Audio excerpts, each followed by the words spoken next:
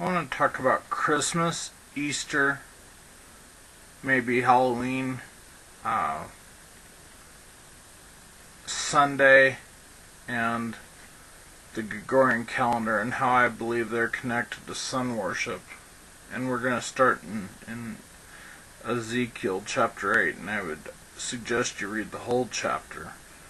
But for the sake of time, there are things that I'm going to skip.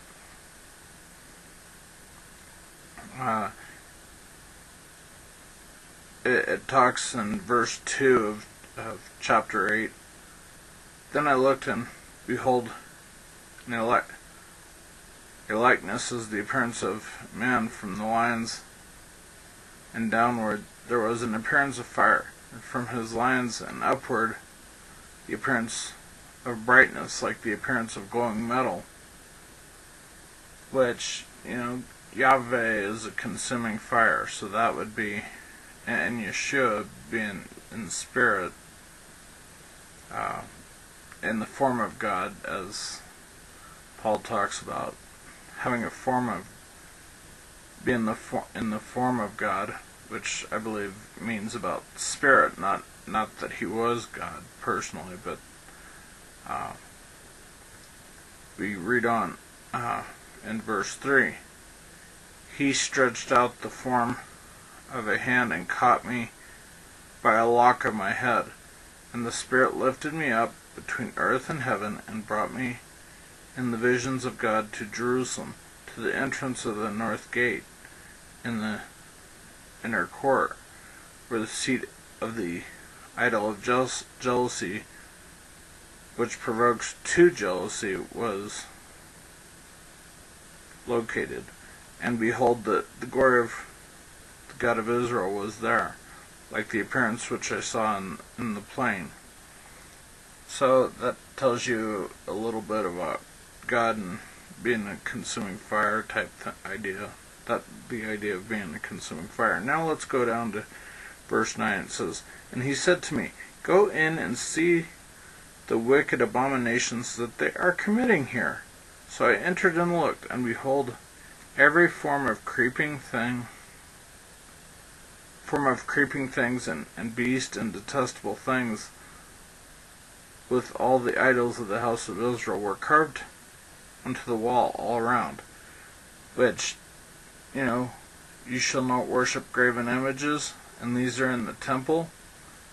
That's a big no-no. That's a problem. And you see that in Catholic churches and probably other churches as well.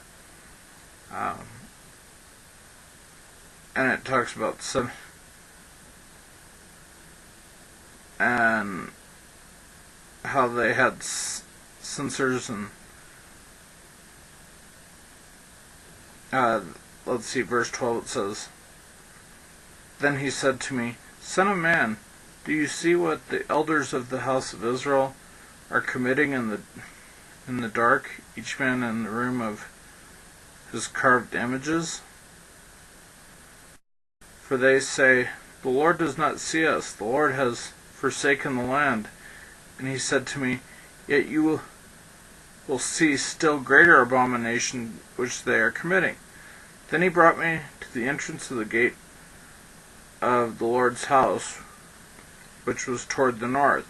And behold, women were sitting there, weeping for Tammuz. That's the whole thing. One of the things with Easter is they weep for Tammuz, because supposedly it was killed by a wild boar, a javelina, a wild boar, whatever you want to call it.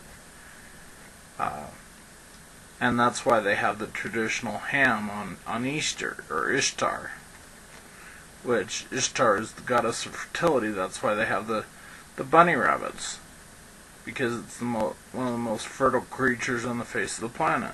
That's why that symbolism is there. And the eggs have a very sinister thing as to why they were the way they were, about being dipped in the blood of sacrifices, if I remember correctly. I would highly suggest a video by Doc Marquis called America's Occult Holidays. If you want to get more information about Christmas, Easter, Halloween, May Day, all these different things. Verse 15, it says, "And he said to me, Do you see this, son of man? Yet you will see still greater abominations than these." Then he brought me into the inner court of the Lord's house, and behold, at the entrance of the temple of the Lord, between the porch and the altar, were about 25 men with their backs to the temple of the Lord, and their faces toward the east. And they were prostrating themselves eastward toward the sun. And he said to me, Do you see this, son of man? Is it too light a thing for the house of Judah to commit the abominations which they have committed here, that they have filled the land with violence and provoked me repeatedly? For behold, they are putting the twig in their nose. Therefore I indeed will deal in wrath. I will have no pity, nor will I spare. And though they cry in my ears with a loud voice, yet I will not listen to them. And then we talk about that. Then we can go real quickly into chapter 9. Starting in verse 4, it says, The Lord said to him, Go through the midst of the city, even through the midst of Jerusalem, and put a mark on the foreheads of the men who sigh and groan over all the abominations which are being committed in its midst. But to the others he said in my hearing, Go through the city after him and strike. Do not let your eye have pity, and do not spare. Utterly slay old men, young men, maidens, little children, and women. But do not touch any man on whom the mark, and you shall start from my sanctuary. You know, it starts from there. It starts from in the house. Judgment starts in the house of Yahweh, in the house of the Lord, as it were.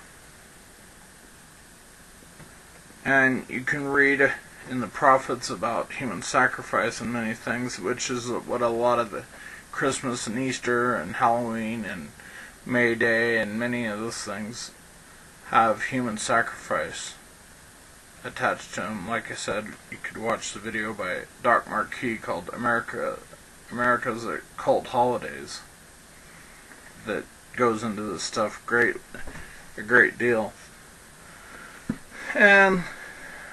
But you see that these people, these priests or whatever, had their back to the temple and facing the sun. I believe that's one of the reasons why you had the opening to the temple or tabernacle facing east, so that they wouldn't be facing the sun when they did their sacrifices. They'd be facing the Holy of Holies. Let's go to Jeremiah 10. And this will be about Christmas. And also about sunrise services during Easter or Ishtar. Why is it sunrise service? Because it's worship of the sun. Remember, the day begins and ends at sunset, not at midnight, not when the sun comes up. The day begins and ends at sunset. Let's go to verse 2 of chapter 10 of Jeremiah. It says, Thus says the Lord, Do not learn the way of the nations, and do not be terrified by the signs of the heavens. All through the nations, although the nations are terrified by them, for the customs of the people are delusion, because it is wood cut from the forest, the work of the hands of a craftsman, a cutting tool. They decorate it with silver and with gold. They fasten it with nails and with hammers so that it will not totter. Like a scarecrow in a cucumber field are they, and they cannot speak. They must be carried, because they cannot walk. Do not fear them, for they can do no harm, nor can they do any good. So, you can argue the point whether this is or isn't a Christmas tree, but they decorate it with silver and gold. What is a stencil? They cut it from the woods. When else do you take it and cut a tree and put it in your house and decorate it and put gifts under it? Sacrifices or whatever you want to call it. But the Yule log and many other things are. And with Sunday, but the other part of that kind of ties this together is, if you look at the Gregorian Calendar developed by Pope Gregory, it's not by accident that the Gregorian Calendar starts like 2 weeks, a week and a half, 2 weeks after the solstice. That's not by accident.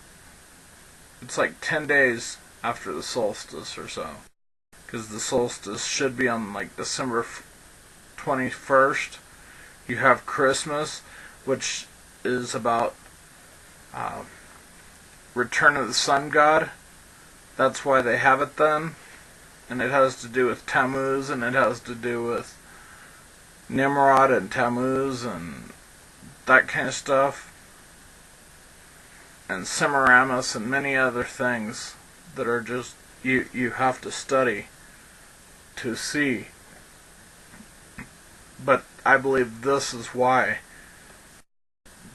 the calendar, the Gregorian calendar that we use in today's world, starts in the middle of the wintertime, is because from the solstice the sun starts getting the sun starts staying up longer and longer and longer. The days keep getting longer and longer and longer until the summer solstice. So please, study, and don't get upset if you find this touching your heart. If you find this video touching your heart, don't get upset about being lied to. Your parents and many others have been deceived, and they're not the enemy. They are victims of the enemy, and always remember that they are victims of the enemy. That Satan seeks to steal, kill, and destroy. And remember that they are not the enemy. They are victims of the enemy. Shalom, shalom.